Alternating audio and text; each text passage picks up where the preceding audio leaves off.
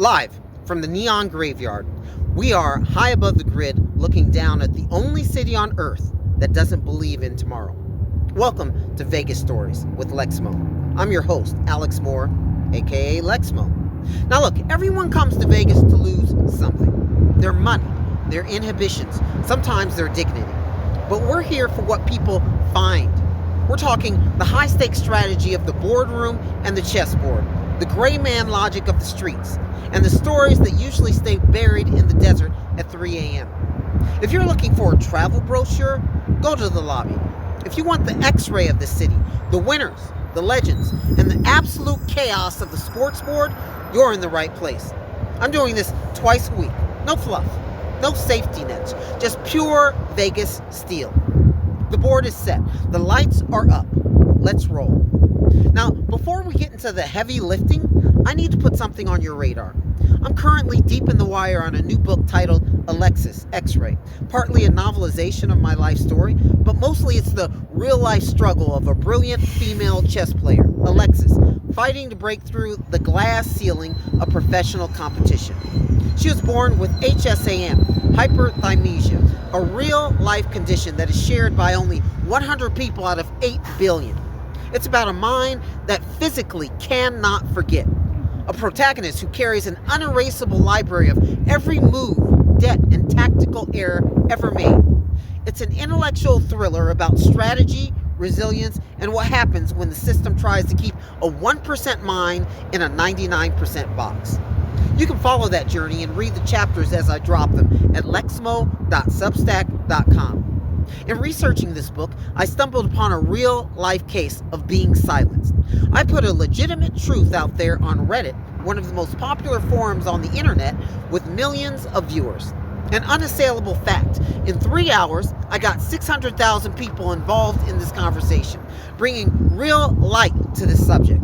Until, BAM! The moderators abruptly pulled the plug, and I was shut down, locked out, and erased.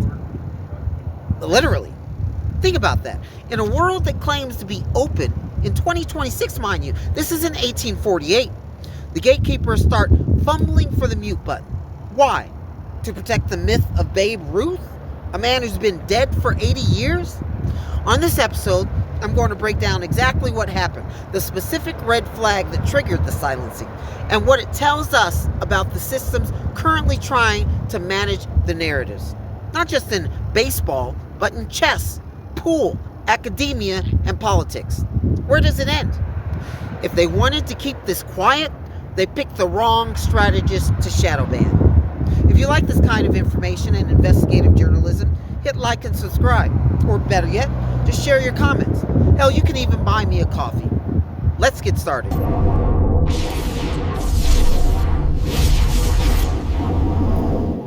In April of 1931, the New York Yankees were a traveling sovereign nation. They arrived in Chattanooga as the undisputed masters of the game. This wasn't a show, it was a demonstration of elite professional dominance. Babe Ruth was the center of that power, a 7-time champion and the highest paid athlete on earth.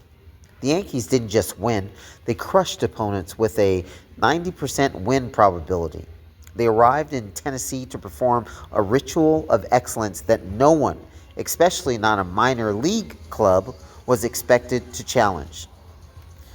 But Joe Engel, owner of the Lookouts, was a strategist. He knew his team was facing a lopsided slaughter against the greatest lineup in history. He needed a ticket getter, something for attention.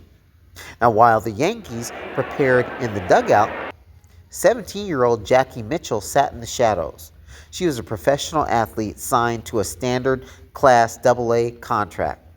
She'd been refined by Hall of Famer Dazzy Vance to master a dropping curve, a pitch designed to neutralize the most aggressive power hitters in the world. The stadium went silent. As Mitchell walked to the mound, Ruth stepped in with a smirk. 215 pounds of elite athletic legend looking at a 130-pound girl. He took a wide, aggressive stance. He was the king of baseball, and he was ready to put this teenager in her place. Pitches 1 and 2, balls. Ruth's confidence is absolute at this point. This girl is clearly out of her depth. Pitch 3, it's a ball, but Ruth swung at it. Strike number 1. Pitch 4, a sinker grazes the corner. Ruth freezes. That's strike 2. At this point, the smirk is gone. Ruth kicks the dirt, glaring at the mound. The greatest hitter alive is struggling to find the ball. Pitch number 5. Mitchell doesn't hesitate. Another dropping curve. Ruth is out in front, stumbling. The ball hits the mitt. Strike 3. You're out. The Sultan didn't tip his cap. He flipped out. He threw his bat, screamed at the umpire, and had to be physically escorted off the field. Luke Gehrig, another power hitter, the Iron Horse, stepped up next and went down on 3 straight swings. In 5 pitches, a 17-year-old girl performed a forensic audit on Murderers Row and struck them both out. The aftermath was institutional erasure. Commissioner Kennesaw Mountain Landis, the ultimate gatekeeper, saw what happened. Now what do you say if we form a new club and call it the He-Man Woman Haters Club? Now, I think we ought to have a president.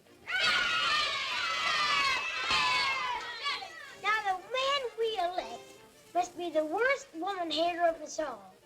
So I nominate Alfalfa because he hates women. Happened, and he panicked.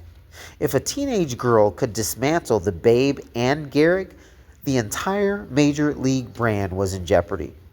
Landis didn't argue. He muted. He voided Mitchell's contract and banned women, not just Mitchell, all women, from the professional board entirely because of that one game. They couldn't beat the anomaly on the field, so they deleted her and all women from the game.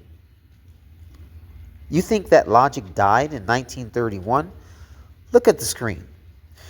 This is my Reddit account from Sunday. 600,000 views of my post in 3 hours. The forum was Today I Learned. I said I learned that Babe Ruth was struck out by a 17-year-old woman. After 600,000 hits, the moderators said my post was unfit for their board. The reason? It was out of context, whatever the hell that means. 1931 was 95 years ago. Yet the gatekeepers are still trying to cover up the fact that Babe Ruth was struck out by a 17-year-old woman. Not only did they erase my post, but they also manually deleted every single comment over 100 in 3 hours. They didn't ban me because I was wrong. They banned me because I had the audacity to tell the truth, and for some reason, they still, 95 years ago, later want to cover it up. They tried to delete Jackie Mitchell, but she still struck out the king. They can mute the thread, but they can't stop the signal. Do you hear me, Reddit moderators? Your efforts to silence me have failed.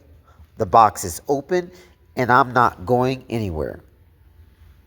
Thank you for joining this episode of Vegas Stories with Lexmo. Have a good night.